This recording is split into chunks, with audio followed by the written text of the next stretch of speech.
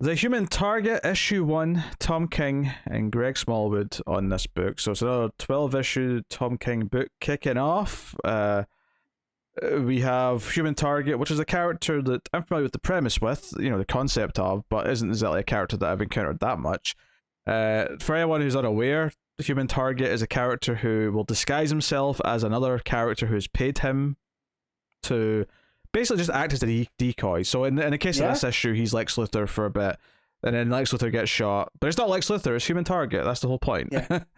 So once we got to that point, I forgot what the premise. Not that I forgot, but I was like, oh wow, we're going with the Lex Luthor. Oh yeah, he's the Human Target. Duh, that's him. So it was one of those things where it was like a slow roller. That got me. I just, for any first timers or anyone who doesn't know the concept, it's worth getting that out of the way first. That's the core idea of the character. So we knew going into this is going to be something of a murder mystery. It does a bit of a narrative pull where it starts off, the narration's very present tense, where he's talking about his cough, he's talking about putting on his suit, looking in the mirror. He smells some of someone's perfume on his suit still, so he's sort of taking comfort in that. But his cough is really bad, and this scene is him leaving a message, lying down in his bed in a motel, and basically just saying, it's my time. Death is finally winning.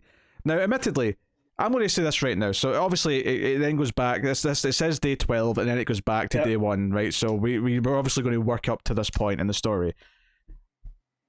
It would be foolish not to just point out at this starting juncture that it's very, very possible, even very likely, that this actual death in 12 days' time is not going to be real because it's Human Target and it's kind of his thing. Yep. Him doing deception and setting things up to pull out the real person, 100%. So when I saw he was coughing, I was like, I don't know, maybe this is going to be that thing that you can't escape death, right? Death comes for us all. Because you get to the end of that countdown where the story starts, right, for day 1. By the time I got to the end of the issue, I was like, oh no, he's finding out who did this. And this is just one of his jobs, Yeah, I love that, playing with expectations. Don't get me wrong. Like, I could totally see this being a real death in the sense that that would be, that's how you sell the story. This is when the Human Target finally gets targeted and goes down. Like, this is him finally dying. Like, that could be the entire crux of the story. But it would be foolish not to propose the idea that at the end of issue 12, or maybe issue 11 when we get like the reveal before the final issue, that he's already circumvented it somehow and he's not actually dying. This is just to lure in whoever the culprit is or something. But with that said, we do cut back to day 1. And there's little teases of the other days. He's fighting with Guy and Ted and other characters. But we come back to day 1 and he's Lex Luthor. He complains about the coffee. He's there for like a digital expo. He's out there on stage, he's going to do a big speech, and he gets shot. And like this terrorist stands up with a bomb vest, and he starts talking about how, oh, this is the beast, and we're going to kill the beast, and Lex Luthor's awful, and blah blah blah, and everyone in this room's going to die. Some fantastic art here. I especially love the page where it's it ends with Lex getting up behind him, and I say Lex, you know what I mean. But it's the side panels where it's like the panels are pulling back, so it keeps getting wider as this guy's just yelling. So we're seeing behind him more and more until we see the Lex sort of getting up off the floor. But the trick of it is that he keeps coughing after this point, and it seems to be that the coffee from that morning was poisoned, and that's what's done it to him. And the only reason why he's not already dead is because the gunshot actually sort of get rid of some of it. Something to that effect. So he wears this special armor with all the makeup, and that every time he gets shot, he says he throws up a little bit just from the force. And he's talking about how he can taste it, and it tastes like the bad coffee, to remind him, of it. And so all the little devices here that when you come to find out that it's a poison and all that, when you go look back at it, was very seated very well. Where he talks about the taste of the coffee. Like, yeah, it's bad coffee, but this is exceptionally bad. He says he keeps getting that tin taste to it. So yeah, all very, very good. Yeah, a little thing in the art here that I really like is when he's talking to Lex, and they're kind of bantering about like, you know, what the job was and whatever. But there's a panel that's split in two of Lex as he's sitting down, and there's a portrait of Lex on the wall. Mm-hmm. And I really like that this break between these two panels, because there's a horizontal break. So they're two wide panels that make up one image. And I like that the tip of Lex's head is in the same path as most of this portrait. And it was almost just a little subtle thing of like his ego, his head is in the same panel as the portrait. Like, this is like a really pompous looking portrait he's got of himself. Well, that's also, that portrait is the cover of the Luthor mini. I forget which one, but it's done to look like, the cover's done to look like the book about Lex Luthor written in the DC universe. But yeah, I definitely get what you're saying about that. Yeah, and it was just a simple little thing where Lex is in these two panels, whereas at the bottom of the page, Human Target is actually like his head's sticking out of the panel, and it's just, you know, there's kind of a flow to this that is really, really smart, which shows you that he's not quite in Lex's world. He's not in his circles. No, well, also like that too. It reminds me, just, I don't know if this is just because of the property and the era. It reminds me of the Saul Bass like credit sequences from those 60 movies, where you have all the panels coming in and they're making up other stuff. Like, it's very stylistic, and it fits this character well, I think. But yeah, like also like the other contextual level where, like you said, he's outside Alexa's world. Yeah, that works as well too. Yeah. So all this going on, he ends up crashing his car when he's driving after this meeting. Which is where he really realizes things are wrong. He gets checked. Dr. Midnight's the one that checks him out. And the coloring changes here completely. It's all blues and greens when we go to this panel. Very medical. And one interesting part here that I'm sure you liked is that Midnight recommends like talking to Batman about who did this to him. Yeah. And he's like, "Don't call Batman, it's my mystery." Yeah. I do love that. Don't call Batman, my death, my mystery. So I do love that, because I love that he wants to, you know, figure this out just for, not for himself, but like, this is his thing, and it also keeps Batman out of this. However, with what we find out later, I do feel like Batman's going to make an appearance. Oh, probably, you know? Yeah. So Chance goes back to Lex to talk about this, because this probably was intended for Lex, since it was his coffee. But, you know, he's kind of being ballsy, though, because he's only got 12 days to live. Midnight tells him he's got 12 days. And he walks in, takes some of Lex's really expensive whiskey, and like his narration like just keeps talking about how expensive it is. He says, you know, just randomly says it's good. Like, regardless of what the conversation is that's happening with Lex, he's just talking about how good this whiskey is in his narration, which I thought was really... Well, I love that he walks over there, he goes, "I don't ask permission. Life's too short." You see him pour in the whiskey. Seize the day. You only live once. Life's not a dress rehearsal. It's good. Like just like that. Like, he had all these expectations. Of course, you know, in the billionaire's personal office, he's gonna have the best whiskey ever. And yeah, I just the way that plays out, and the art as well. It Lex's like expression, and it's not like a really in detail expression, because he's too small in the panel for a super detailed one. But just there's this, you could sort of feel his glance across the room. Like, what's this guy doing? He's taking my whiskey. How dare this prick take my whiskey? Yeah. But he's there asking about his car. He's asking questions about who could have done this, all that kind of thing. And Lex tries to comfort him and says, "Hey, you know what? If this was intended for me, I at least feel comfort in the fact that when I find out who it is, I'm going to like destroy them because I'm Lex Luthor. They ain't getting away with this." So yeah, Midnight calls him, and basically he's found a connection between a trace of something that's in the poison, and there's only like one group of people that have been to this planet or this dimension where this element comes from. And you turn the page, and what group of people could this be? It is the Justice League International, the JLI, in all their glory. So one of these people, presumably, is the killer. Although, that doesn't necessarily mean that they will for sure. It could be a setup, it could be all these things. But it does mean that he's going to have to investigate these characters. So, and we knew they were going to be part of the book. We were kind of waiting for it. They're on the cover. Well, their hands are on the cover. So really neat. So he takes his clothes off. He goes to bed. It's the end of day one, and he's like, "Yeah, I lie down. I just wait. Go to sleep." And it says to be continued. And yeah, I mean, I'm in. Like, I mean, if nothing else, I'm into the story. I'm into the mystery. I like the character's voice. It feels distinct from Tom King's other books. It does feel more pulpy. It doesn't feel as like it doesn't feel like it's like poking into my brain in the same way that Rorschach and Strange Adventures and Mr. Miracle did.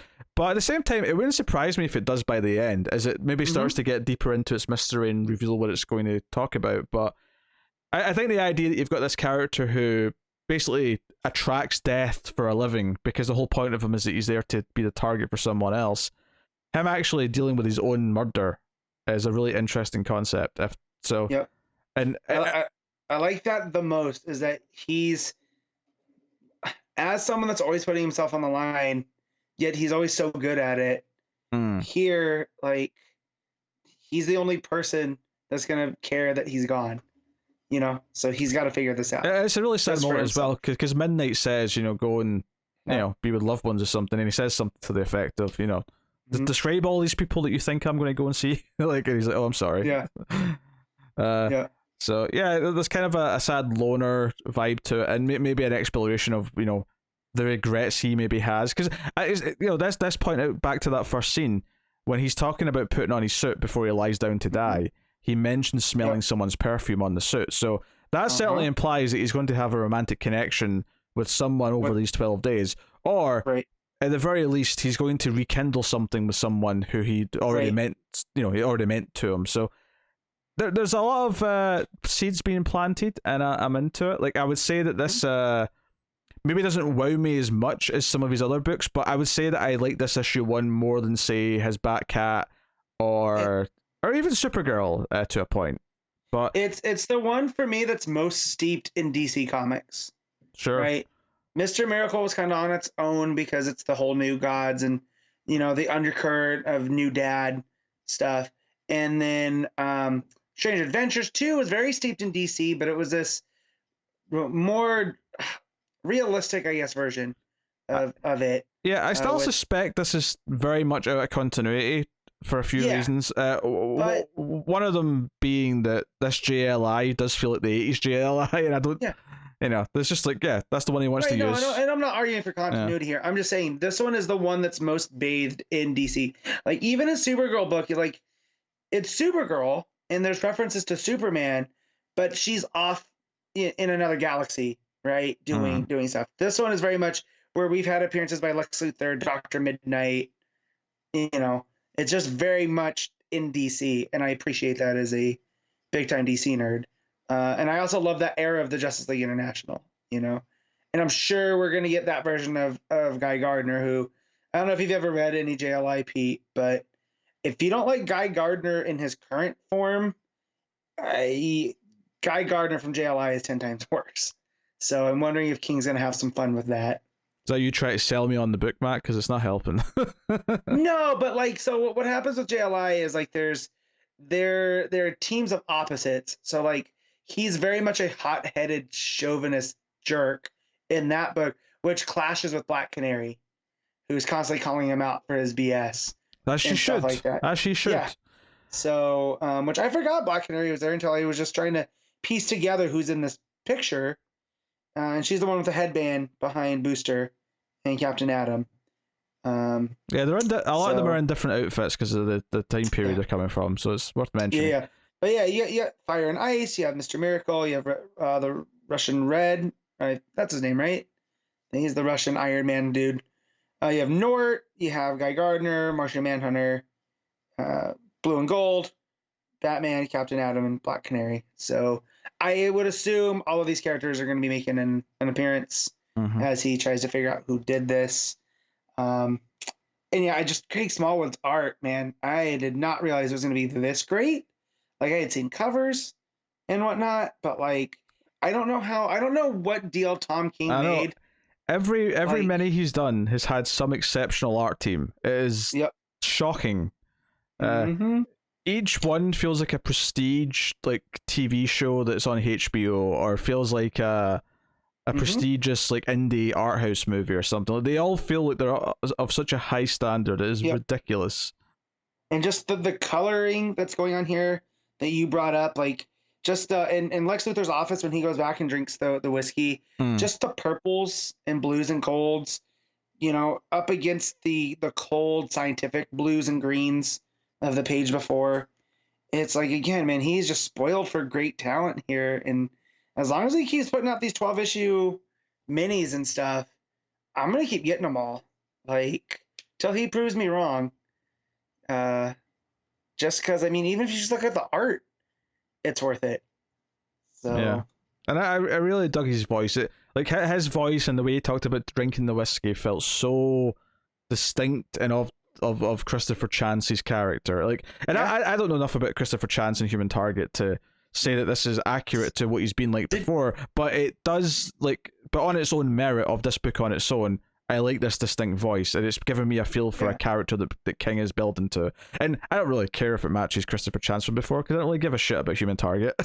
No, because I feel like this is just who he was, and I feel like he's playing into that. He's this detective guy, a lot more closer to human than even Batman, right? Because he's not a billionaire that has access to all these toys.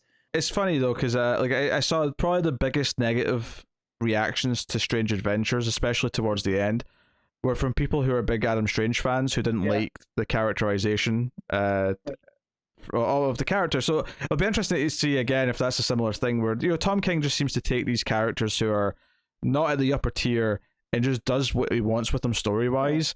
And if they're out of continuity, I don't really care that much.